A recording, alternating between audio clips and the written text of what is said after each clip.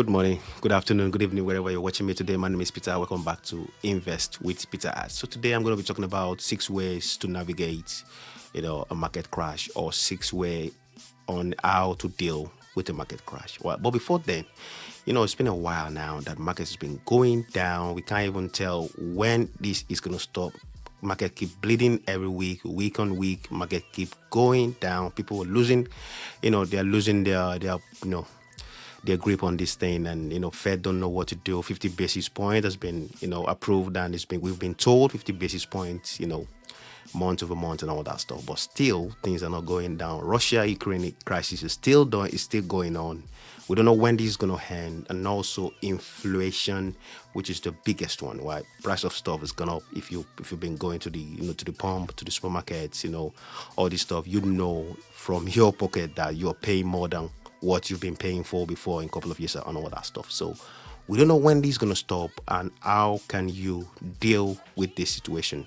Nasdaq this year alone has dropped 26%. S&P has dropped almost 16-17%. And look at companies like Teledoc. Teledoc has dropped 76%. Netflix dropped almost 72%, while Coinbase, one of my favorite stock, it's dropped 80%, right? But I didn't buy at the top though, so don't get me wrong. I bought, Coinbase when it was 158, 152. Some people bought at 350, 340. But I started dollar cost averaging into this company when it was 150, 156 or something like that. And I keep buying until it was 100 or something like that. So, I have nothing to say about Coinbase. I'm still going to hold my Coinbase, because if we still have Bitcoin, Coinbase is not going anywhere anyway. So, and it's the biggest, platform for cryptocurrency all around the world. So you can't tell me anything on that. So some YouTubers are saying, yeah, Coinbase is dead now. People investing there and all that stuff. That's their own cup of tea. Coinbase is still a solid company to me. So PayPal, I have PayPal as well. It's gone 62%. Everything keep bleeding. I don't care who you are. Your portfolio is bleeding at this point. Even if you have energy stock and all that stuff, even, seasoned investors, the institutional investors, they are like, we're holding. We are not selling anything. Everybody's just holding. But guess what? Everybody is bleeding. Don't think you are the only person in this crisis. We are holding. So that's that. But how do you navigate this? For your mental well-being, how do you play the game at this point? Well, no good news is coming out. Like I said, we don't know when the Ukraine war is going to come up. It's going to, come to an end. Liquidity keep leaving the market. People keep taking money out of the market. Institutions keep taking money out of the market, and the more they take out, the more we go down. So how is it gonna be? How are we gonna get out of this? Like if you look at 2020, when market dropped 40%, it only took 2 weeks. Market was down, and before we know, we started going back up again. So many young investors are dealing with maybe their first bear market. If you're dealing with the first bear market, you're not alone. So if you're dealing with the second bear market, you know how this plays out. At some point, this has to stop, but nobody can tell you. If somebody's telling you, yeah, I know when it's going to stop, just don't worry, in a couple of 2 weeks, in a couple of weeks or months, it's going to stop. It's just deceiving you. It's not telling you the real truth. So now, how to deal with this thing? First of all, take a look at the companies that you are holding. Right? This is not the time to be buying all this random stock. My favorite YouTuber is telling me to buy these and all that stuff. This is not the time to be buying all through random company. You have to buy company that will survive. Even if we go to recession, people mention a recession left and right. If we go into recession, what company can survive during recession? These are the companies that has pricing power. These are the companies that that whatever happened, people still gonna buy it. Coca-Cola is there. They can increase the price, reduce the price. That's that. So companies that can actually perform during recession are the companies you want to be buying now. That's the first one. And companies like Apple, Microsoft, Google, Amazon and all stuff. So you can't go wrong with these companies. So this is not the time to start dollar cost averaging into dead companies or into companies that will take you multiple years before they come back. So you want to be buying into these companies now, right? So number 2 is be careful who you're listening to and who you're watching. Now we've got so many YouTubers now that are saying, there's no coming back from this, sell everything, there's no point. 5 years time, you're still going to be holding the bag. Do not listen to those naysayers. I call them the doom and gloom YouTubers. Be careful. See, I don't mind having 200 subscribers and I'm passing solid and healthy message to my listeners than having thousands of subscribers or millions of subscribers and keep pushing out negativity. I don't keep negativity on my channel. I stock positivity, and I don't talk about negative energy over here. So wherever you're listening to, you need to be very careful, because that sometimes will not help your mental well-being. If somebody you're listening to or you'd like listening to is telling you, well, there's no point holding anything now, you are holding the bag, you're bought into wrong company, then you are losing money and all of this stuff like that, sell everything, it's done now, you're done, you this and that. Nah, that is gonna make you make some hasty decisions that's gonna destroy your portfolio. You want to be focused at this time. You want to listen to your inner man and think, well, where am I getting it wrong? What do I need to do? And you channel your energy towards the positivity or towards what you think is going to be a good thing for you. So another one is reduce the time you spend, watching your portfolio. Some people will they can't stay. Sometimes it happens to me. I can't stay like 1 hour without checking my portfolio. I think at this point, you might want to reduce the time you spend checking your portfolio. It's not going to help you, right?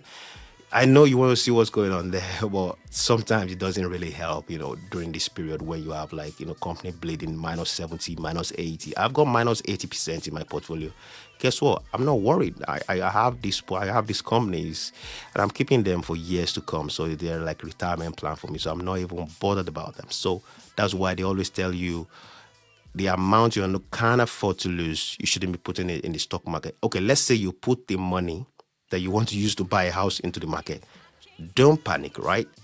Just relax, right? Don't buy into companies that is gone down 70, 80%. No, buy solid companies this time. If you still have some liquidity, buy good company like the one I mentioned on my first point. So now is the time to reduce the time you check your portfolio. Don't go all over again, because it's not really good for you. If you look at it, it's not really good for your mental well-being, because you keep something's going to be telling you in your head that, see, you're losing money.